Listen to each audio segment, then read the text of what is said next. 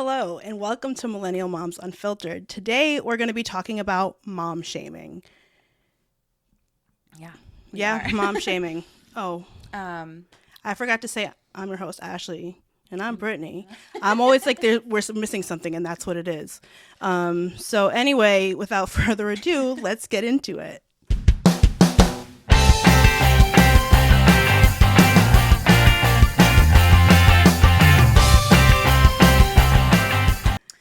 yeah, so today we're going to talk about mom shaming. We have some stories from listeners who have been mom shamed, and they shared their stories and like topics that they've been shamed about, and then we're going to talk about like things we've been shamed about and how we can relate. And yeah, how awful it is to Experience it. experience it. How awful it is to be moms. I'm just kidding. If you're watching this on YouTube, if we actually get this video uploaded this week, you may notice that I'm holding my microphone, and that's because I forgot my broom arm at home. So we're starting off strong once again. This podcast would be nothing without chaos. So It would be nothing without chaos. I just wanted to address it because this, I'm looking at it. It Really looks silly. strong arm. It looks ridiculous. But anyway, I also am going to address, if you're watching, my hair is looking away because I'm going to get my first curly cut today, and you have to wear it dried naturally. yeah, that's really exciting. And you know what? I was thinking about it before I got here. I was like, I wonder if she's gonna do like the whole curl thing, or if she's just gonna let it go, like just natural. It's stringy at the ends, but Yeah, very but curly she's gonna on top. fix that. Yep. It's gonna be layered, and the bottom's all curly, so it's gonna like. I'm so excited. It's gonna look awesome, but right now, lucky you get to see it in its glory. Okay, so we had a couple repeats, so I will read some of the first ones I have. Yeah, what I was noticing when I made my list that most of my stories all come back to the same certain things, and it feels like the things that moms get mom shamed for it's the same shit over and over again. Definitely. And I probably have thoughts about where that comes from, but we'll get into that. All right, so this one was like an unintentional one. So my friend said she only gives her kid 10 minutes of TV time a day. And I'm assuming it was said in a way like that felt judgmental to the listener that sent this in, which comes from your own like internal shame. Like when someone around you says like, "Oh, I only do this with my kid," and then you automatically feel like, "Well, damn, I'm not something doing that." wrong." Yeah. So My kids really, I told you guys before when we were talking about how I went through that whole like Montessori period where I did all wooden toys. I still do mostly that kind of stuff and more coloring and like art geared things. But my kids really don't have limits on screen times, especially on the weekends. Like weekdays, it's a little bit easier to manage, but yeah, at this point in life, we just have so much shit happening that sometimes it's like, here you go, brother, here's a screen. yeah. Sometimes it's just easier. And I don't think if your kids are like, as long as they're not like, if they still want to go play outside, they still want to do fun activities, they're not choosing to like stay in sit in screens. front of their Well, screen. Eden does because he's autistic and that's a preferred activity, so it's a little bit different with him. But now we've structured things to like, if you don't do your 3 expectations, you don't earn that preferred activity, and that's gotten him off even just naturally. Like he'll come, he watched movies with us yesterday. He's like come out and like helped the littles with stuff. So setting parameters around screen time is helpful. We don't have parameters either, but my kids don't push. Like the TV is kind of on in the background a lot, but they're always doing other things. And the iPad, like the tablets are kind of not an issue. So it hasn't been an issue for us yet, but I know so many moms who feel guilty about sitting their like little one in front of the TV too young, because they've been told that it's not good for your babies. But like, well, you go to the doctor and they're like, no screen time until they turn 1 or something like that, or 2, something like that. And I was like, my kid's already. Both my kids. My kid knows the theme song to Bluey, so. Bluey, Elmo, like they loved. Both my kids were watching Sesame Street, like probably around 6 months. Like I would put them in the jumper and they'd watch Sesame Street. And the thing is, I get it. Like you cannot argue with the data that it does not do great things. Like it's not a fantastic thing, but this is the age we're living in. What are we supposed to do? You got to adapt and sometimes, somehow. Especially if you're a stay-at-home mom. I mean, any mom that is trying to get something done with a clingy child. If the TV is going to give you a few minutes. Is my kid going to turn into a serial killer because they watch their tablet? No. Is that what the data says? Then I don't care. You know, that's where I'm at. So here's another one. And this one's, I think, huge and probably going to touch a lot of people. This is one of mine too. Getting shamed for not breastfeeding. Yes. I can relate. Because you hear hospitals, not so much anymore, but breast is best, and that's where it started. And yes, there is long-term benefits to breastfeeding, and when you're giving that initial colostrum, beneficial for the baby and their immune system in the long term and all of the things, it's great, but we're not in a third world society. So formula is just fine. We have vaccines. Like, there's ways around it. There's not data showing that like your kid's going to be smarter if you breastfeed. So fuck it. But I think we were like, I was formula fed. Were you formula fed? Okay. So again, I was the first in my family born in America. So coming from Portugal, they had the mindset that breast is best, and that was the only option. So I was breastfed, I think until I was like 1, and the same with my sister. Everybody was breastfed. And so I thought like breast is best. So it really came from breast is best with you. Yeah. And I mean, my mom never put that pressure on me. And when I was pregnant and I was 19, the doctors were like, it could be an issue because of your diabetes. It could be an issue because you're young, like blah, blah, blah. But at the same time, forcing to breastfeed. So there wasn't great support. I feel like as I've gotten older and learned how to advocate for myself, and then hospitals having better things in place, I had more options. But with Eden, almost immediately I went to formula because I was not producing. And at that point, I thought he should be feeding like a 6-month-old. You know what I mean? Yeah. I didn't realize how little milk he actually needed. So that discouraged me. I didn't have a ton of support. There wasn't a lot of resources at that point available that I felt were accessible to me. And so right there, I didn't breastfeed past like a couple of weeks. Yeah. And then as I got older, we talked about with different people from different cultures and places about breastfeeding our kids. And I talked about my experience. I always got like, well, why didn't you do this? And it's like, bitch, I did that. Like I tried. I gave it a good shot. But there comes a point where if you're choosing breastfeeding over getting your kid fed at all, everyone's suffering. You're suffering mentally, physically, your baby's suffering. I just don't understand why people get looked at for choosing not to breastfeed. Yeah, I think that, so I think that our generation has a lot of formula fed babies because for some reason it was definitely breastfeeding was a little more taboo. I think like in the 90s. We went from it went from like you have to breastfeed your baby to like formulas better. Look at those dirty tits. Yeah, like people took it too sexual. So sexual. And everyone like felt like they had to be more modest and they had to choose formula. But anyway, I feel like a lot of people from our generation were formula fed. Yeah. We're all fine. I'm fine. I mean, whatever.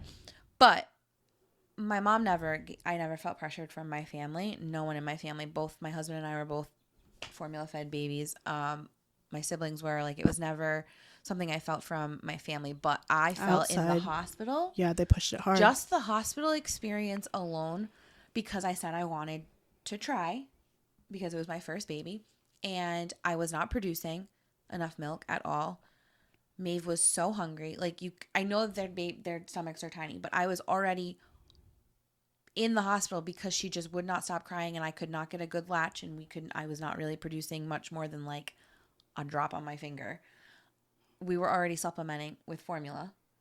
And when I gave it a good 4 days, I want to say, but while supplementing, and I remember sitting on my kitchen floor when we got home with 2 pumps, with pumps on both nipples after I had just fed her. Now I was trying to pump and I was crying. And Pat was like, don't do this to yourself. Yeah, like, it's not worth it. We're already giving her formula. But here's the thing. We have okay, well, call the night nurse if this, call the hotline for this. We have the breastfeeding support. You can have someone come to your house. And it's like, that's after the fact. What about education? Like, we have Lamaze classes. Why don't we have education for totally breastfeeding before the baby's here, so you know what to expect? Because by 4 days, your milk for most people hasn't even come in. You're still just doing colostrum. And 4 days on no sleep. Yeah, so stress, the 2 days in the hormone fluctuations, especially immediately postpartum, like, it's a lot. And you're made to feel like you gave up. And right, it's like, no. I really just prioritized not having a mental breakdown the first week my baby was that home. was the one thing. And like with Eli, I made it a little bit longer. With Eamon, by like 2-3 months, I was like, I can't do it anymore, because by the time I fed, pumped, put away my stuff, cleaned it was already time to feed again. And when I started feeling like I can't exist outside this, like, I give so much of my body when I'm pregnant because of the diabetes and how much testing I have to do and all the things I have to like pay attention to or restrict, that like giving up my body that much more postpartum, it was just not mentally worth it. Yeah. So then I was just like, with those two, I was just like, when it starts feeling draining, I'm done. And with Eli, I felt the pressure. Like, why don't you keep trying? Why don't you do this? Why don't you do that? And it's just like, because it's just not worth it. Killian, I fed in the hospital. I breastfed in the hospital while we were there, and he was fine. He latched, I produced, but I knew that Maeve was only 2 at home, and she wasn't breastfed, so she was going to be very curious. And I knew my mental health, and it was during the pandemic, and my mental health was already not doing well. And I chose not to breastfeed to continue with that with him. Yeah, when I was breastfeeding Eamon, Eli, I mean, he was breastfed, but then he like started a new obsession with boobs. Like, I could not have boobs out or whatever, because he would like slap them. I remember one time I was getting out of the shower and I was like drying my legs, and then Eli, like, this just little baby, comes in and he just like claps my boobs together, and I was like, what the fuck just happened? You know, like, he is like, that's what a milk is. I'm like, yeah, but like, what? It's part of like wanting your body back. Like, yes, it's natural for you to teach your kids. Like, I didn't say I was avoiding it because I didn't want Maeve to be curious. That's fine. I just didn't want her to want to nurse. Right. It was more of like I just can't. Then having to put that much more energy into explaining it, and like, and she's only 2. It's just like, but so like, aside from, like, I don't want to say excuses, but aside from the very valid reasons of like medical issues, not producing, not latching, like all of the real reasons, you know what's just as valid a reason? I don't want to.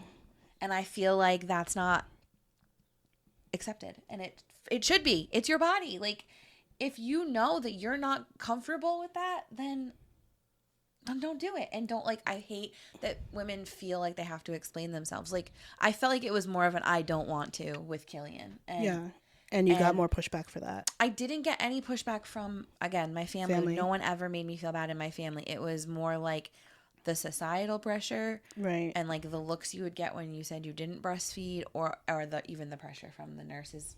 Like, I said straight up, like, I'm gonna feed him in the hospital, but when I go home, I'm not really interested in like lactation consultants or anything. We also don't owe anybody that explanation, and I kind of feel like to some degree, like, did you breastfeed is the same thing as like, are you guys gonna have kids? It's the same kind of question. It's intrusive. It's very intrusive, especially when you're asking not from asking to want to understand, when you're asking to like gauge the person, you know? Yeah. Mm-hmm. So yeah, that's my thoughts. Well, yeah. So if you don't want to breastfeed, don't breastfeed, and don't feel guilty for not breastfeeding, because fed is best. Fed is if best. If your kid is fed and they're eating formula and they're and thriving, also it's 2024. Why are we still doing this? Right. It's not like you're choosing to like kill your kid because you're not feeding them. Like, you're just not breastfeeding. We have options. Yeah. Okay. This one, I can't speak from personal experience, but I totally get this one, and they backed it up with a story. C-section. Yeah. So she said, this person said C-section, and then they also told me a story about one time they were at work, and unintentionally 2 other coworkers were having a conversation, and they, I don't want to give too many details away just in case, but it was basically like, they said, oh yeah, because you're the one who pushed him out, so that makes you the mom, because they were talking about something about the dad too. They're like, oh yeah, because you pushed him out, so that makes you the mom. And this person who wrote in, like, inadvertently felt shamed because she had a C-section. Right. And she, like, people walk around and, like, even though that was totally innocent, I can understand, like, people say stuff like that. I mean, like, there's definitely, you see things that, like, those stupid online things that people share, like, that have maybe not blatant, like, if you had a C-section, you took the easy way out, whatever. I will say in America, we push C-sections way more than they need to. I think that women's bodies are meant to give birth naturally, and we just kind of, for the sake of money and time, are like C-section, C-section, C-section, and we probably could give a lot more people chances. Yeah. But I think if they want the support, though, if they also choose that they want the C-section, then. True. I think C-sections are way harder. I think C-sections are way harder. I've never had a C-section, but I'm just thinking about, like, I didn't know. I was terrified to have one. I was like praying I didn't need one with Eamon, but it was like touch and go.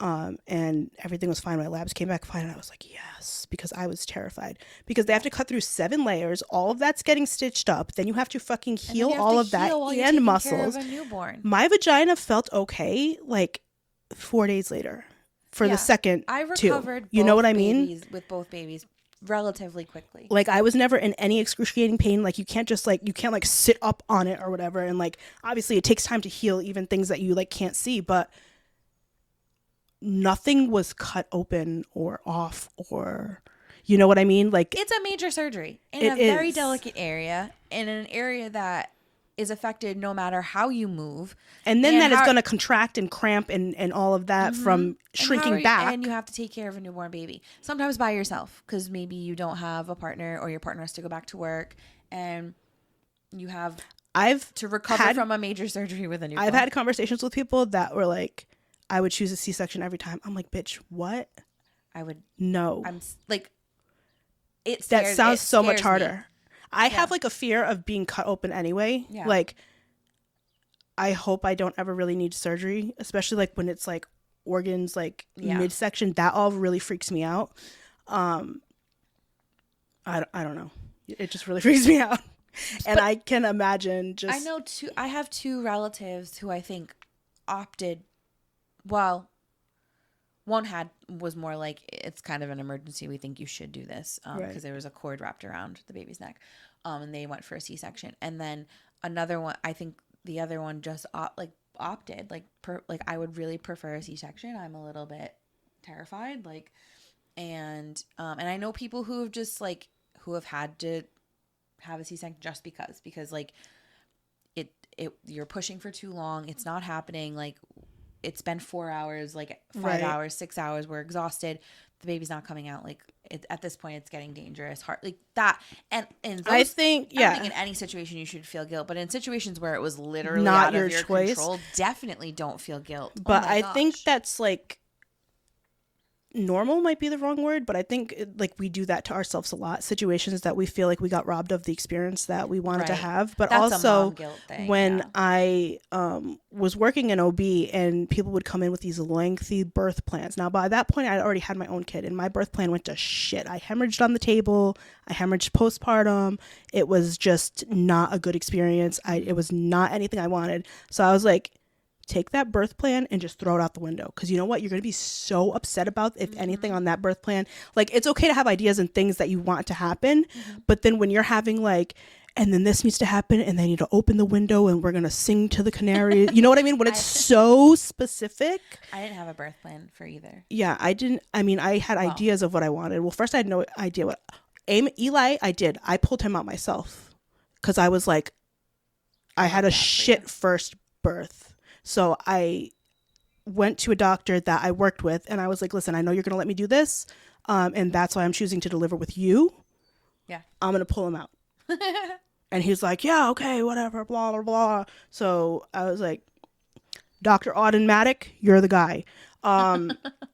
So I got to do that, and then with Eamon, the doctor like didn't want to believe I was giving birth.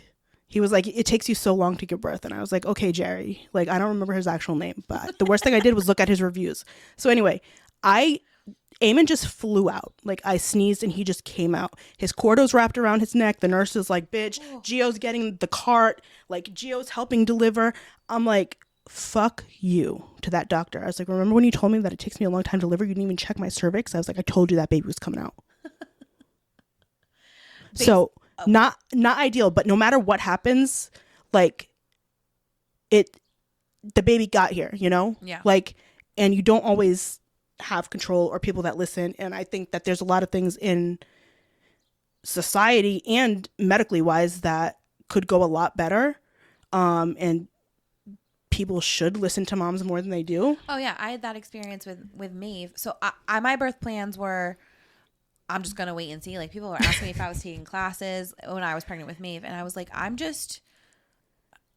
felt confident in my body's ability to do what it needed to do when it needed to do it. So people were asking, like, do you want an epidural? Do you want this? I was like, I'm just gonna wait and see what happens. So by the time I got to women and infants with Maeve, I was only 4 centimeters dilated, but I had been But they keep you at 4 centimeters. But I had been in active labor for 6 hours. So I was like, no, I need an epidural. Like, my contractions were one on top of another.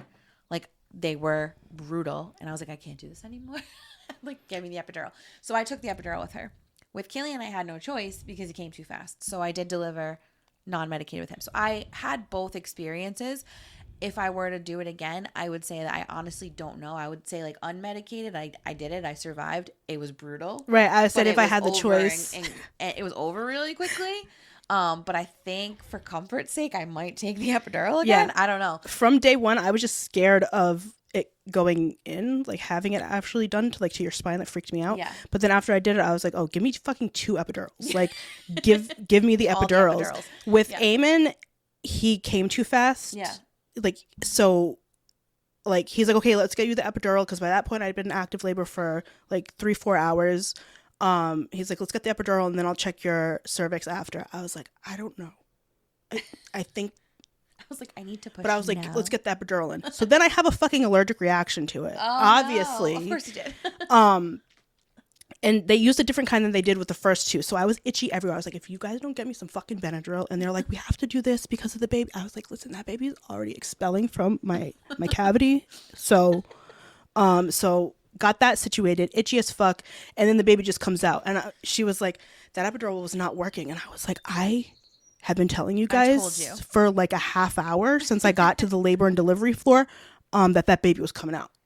Yeah. So along with C-section, though, do you feel like people shame people for getting epidurals, or do you think that's done? Because I feel like some people still think that, like, natural's the way to go.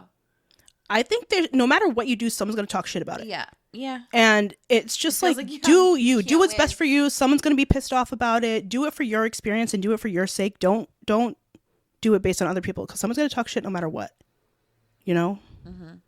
And it's like, you're the one that has to live with your experience. So the next one is what I feed my kids and if I allow junk food. Yeah, someone said that.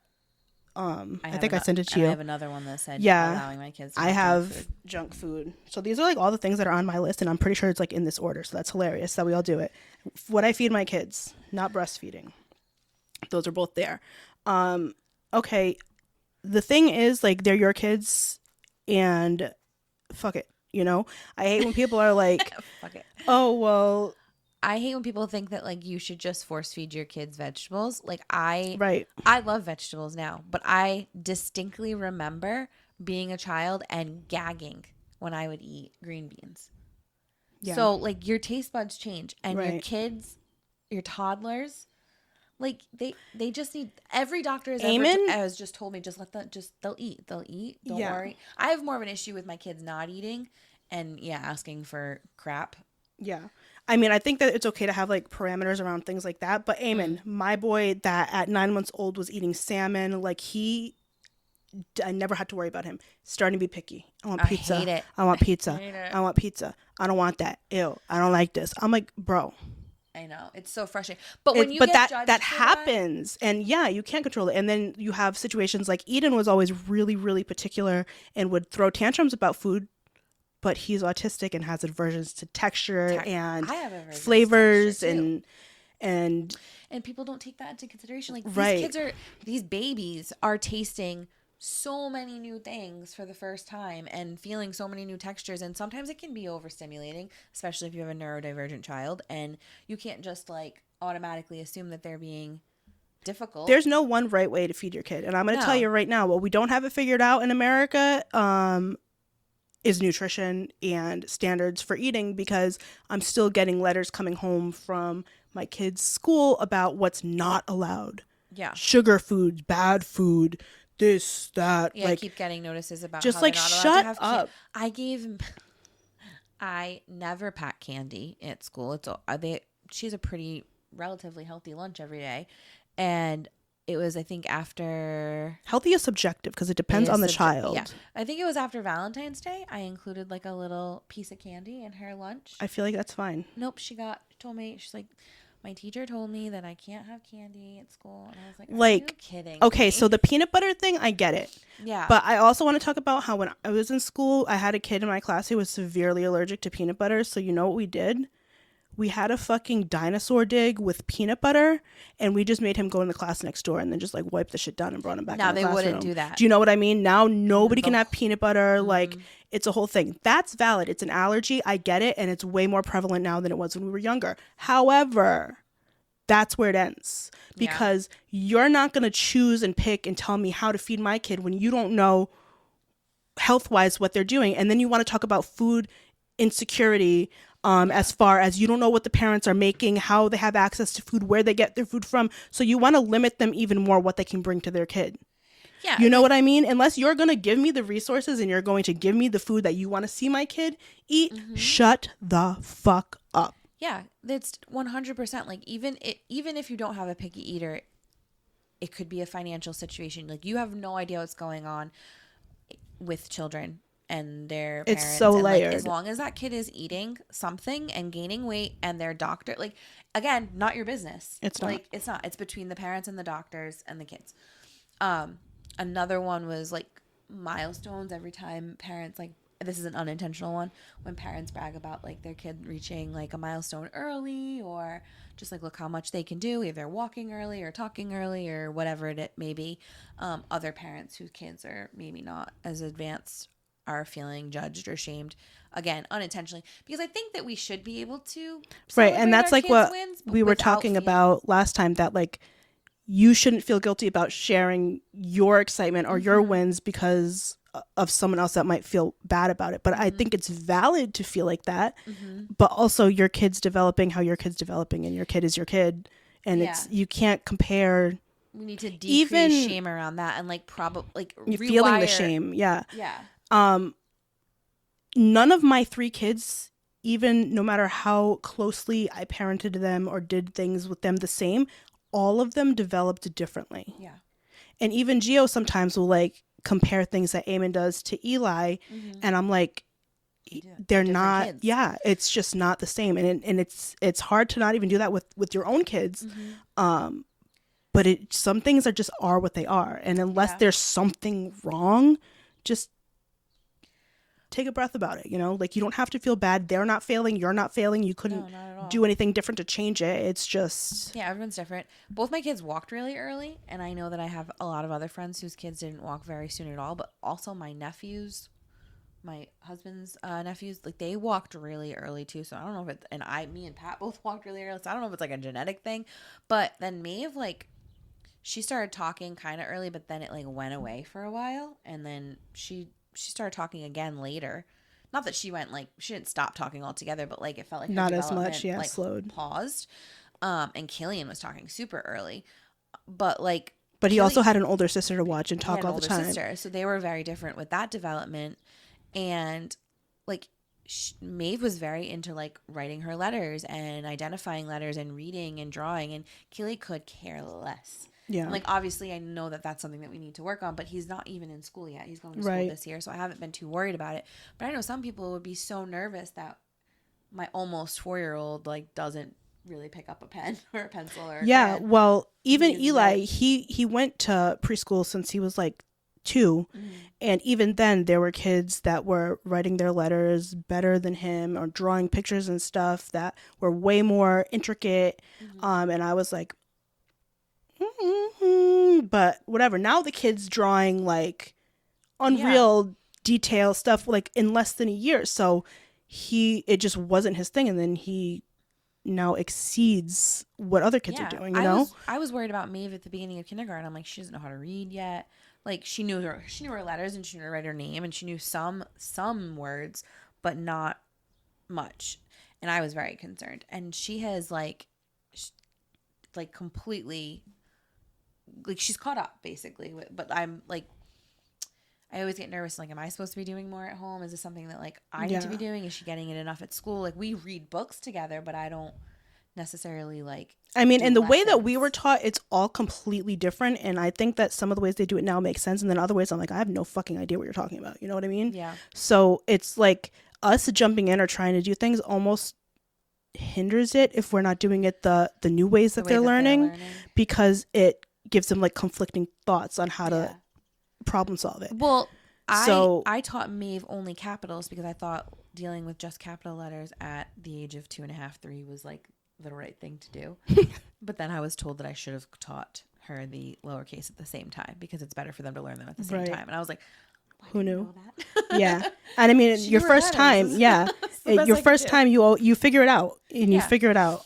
But they all develop differently. Like literally everything that we get shamed for, the thing is everybody's different. Everybody's kid's different. Everybody's body's different. Everybody's situation's different. So let people just be. I have a few more. I have, like a lot more. Do you want to just list them and then we can comment on them? Yeah, fine. I'm sorry. I'm talking a lot because I get riled up about this stuff, you know? So we only have like a few, like maybe like 15 more minutes. So co-sleeping, getting shamed for co-sleeping, getting shamed for being a young mom, getting shamed for being an unmarried mom, getting shamed for being a working mom, and getting shamed for a stay-at-home mom. Yeah. You literally can't win. Yeah. You should just end this episode with the Barbie monologue because no matter what moms you do, get shamed for fucking everything. Yeah. No matter what you do, someone's going to be fucking mad about it and you're doing it the wrong way. Literally. But that's fine. And let me tell you something about someone that's sitting there analyzing your life, thinking about what you did wrong. They don't have enough of their own shit going on. You know what I mean? Like, so I don't even care anymore. It took me a long time to get there, but it's just like, cool. Also, like, I think we've talked about it before with other topics, but like the access to social media makes it a whole lot easier for you to compare your life to other people and other moms, and you end up shaming yourself and like you feel guilty about things that you are not doing, but really they're not doing it either, or they're not doing it as perfect, or they have other things that they're struggling with or being shamed for. So like you really everybody just chill the fuck out. Compare yourself to what you see. Just calm down. And I have things that I was just telling Brittany before we started that list I just read was not my personal list. It was like things that people that was basically my personal half list. Of it was but I also have things that I've shamed other people for, and then like karma always gets me like immediately, and then my kids start doing that shit or I end up in that situation. So it's don't ever say your kid will never. Yeah, but like probably will. But it gives you perspective, and you understand like, oh, okay, so then now things that I used to, I'm way more understanding, or try to be more understanding about things that I might not get because of those kind of situations. So I feel I'm not gonna sit here and be like, I've never shamed another mom. Like I probably talk shit about something on the show. Like I'm sure you could go back and hear me talk shit about something and bring it up, but I don't like intentionally do it. Or if I don't understand and say something and then someone explains it, then now I'm aware and I'm like, you know what I mean? Yeah. But I think everyone has a different experience and it's all fucking hard. So what are we doing? Yeah, we just need to not. Everyone has said something in the past. 100%. Before I had kids, I said I would never let my kids sleep in my bed. Both my fucking kids sleep in my bed. Yeah. I may have less, but I know I've said it before. Like, Killian comes in every night. And you know what? I don't really care that much. He's not going to be there forever. I know he's not going to be there forever. So, like, okay. We work on sleep routines, but I'm not like, I also have this mindset, like, it's natural for your kids to want to feel safe at night. Right. I sleep next to someone at night. I share a bed. Why can't my kids share a bed? Like, I'm telling them. I don't think it's that serious. And people try to make it so weird. And we've talked about this before too, not even that many episodes ago. Yeah, we were talking and about it's sex. Not fucking weird. Like, you're weird. You know what I mean? Like, if you make it a big deal. If everything in your life revolves around like sex and thoughts of sex, like, I think you have a problem. You know what I mean? Like, why is everything sexual? Yeah. Or whatever. Like, and it's not like your kid's a grown adult sleeping in your bed. Like, they're fucking babies. Yeah. They're little. He's 3. Like, we've got time to figure it out. Yeah, 100%. It's fine. But yeah, that was something that I used, and maybe that's my karma. Maybe because I said I would never let them. I mean, the universe really does just show you things like that. Because I used to be like, I used to hate, or not hate, but I used to be like, ew, that kid's dirty. Look at that kid's dirty. Ew, look at that kid. But now I'm like, all the time. You good. You know what I mean?